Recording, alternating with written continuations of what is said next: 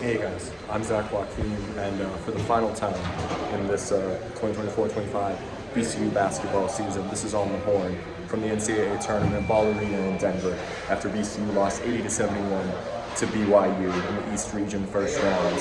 I'm doing this in a corner right beside the media room, and they're cleaning up right now, so I'm sorry if there's some background noise, but I wanted to try and knock this out real quick. Just got out of the locker room where I talked to some VCU players before having media availability with Ryan Odum, Zach Jackson, and Jack Clark.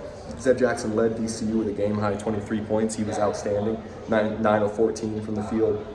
Clark 12, Max Scholga 12, Joe Van Seal 12. But the Rams didn't get a whole lot of production elsewhere in this game. The Cougars used, I think, a 12-2 run to close the first half to separate. After this was really back and forth for about the first 16 minutes of the first half. We had 5 lead changes, 3 ties in that span. It looked like we had a chance for this to be a great game, and then BYU really created separation there late in the first half.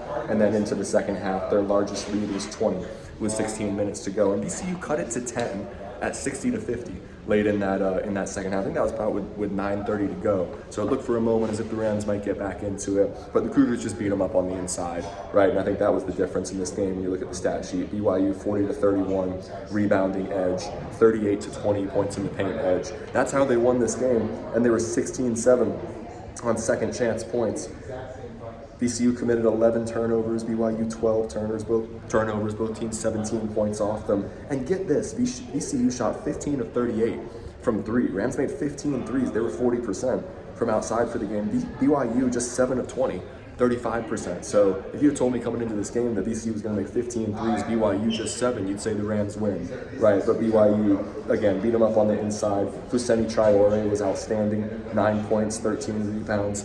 Really strong, physical big for the Cougars that just gave the Rams fits on the inside. And Keba Keita, I think I'm saying that right, could be a great football player if he wanted to. What an incredible athlete. He ended up with 9 points, 9 rebounds as well. Richie Saunders led the Cougars with 16 points. Igor Demin, my goodness, he's really good. I can see why he's getting NBA draft buzz. He's just a freshman. He ended up with 15 points, 3 of 7 from 3, 6 of 11 from the floor, and Traore had 13 points, 9 rebounds. So the Cougars held the Rams off. The scenes in the locker room were incredibly raw and emotional. Appreciate VCU giving myself and Michael Phillips access to go in there and talk to players. Spoke with Zach Jackson, Max Scholga, and Brandon Jennings just about the chemistry that this team has developed. I think in today's college basketball world with the transfer portal, it's particularly difficult to develop really strong cohesion and chemistry among a group, and it seems like this team has really loved playing together. So they all talked about that. Jack talked about that.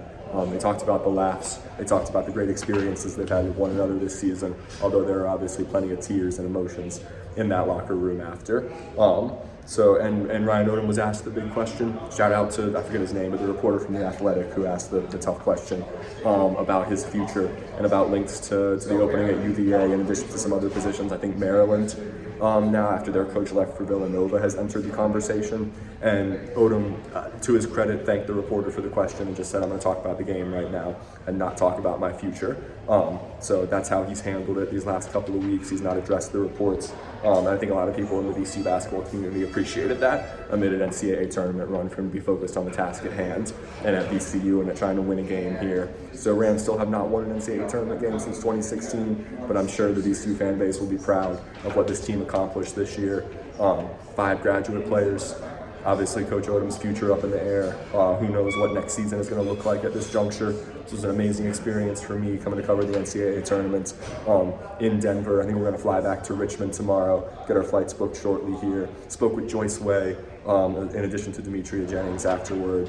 It was about 90-10 BYU fans here. Obviously closer for them. Huge credit to their fan base because they traveled outstanding. And there was a lot of noise in a sold-out arena. I forget what the attendance was. Here it is, 19,291. It was a joy to be on the sideline during an NCAA tournament game, and it was a great atmosphere tonight. The VCU fans that did travel made their voices heard, so huge credit to them. My colleague Mike Croft talked to a few fans who were lined up outside the arena. To anyone who made the trip from Richmond to Denver, 1,500 miles, I think just about as the crow flies. That's a journey, so a huge credit to coming out here to support the Rams in the NCAA tournament, who will head back to Richmond tonight. Reporters will all head back tomorrow. Thank you all so much for following along the coverage this season. I appreciate it immensely. All the kind words. It's been a great ride. BYU 80, VCU 71. Rams season comes to an end in the first round of the NCAA tournament. I'm Zach Joachim. This is On the Horn. Thank you, guys.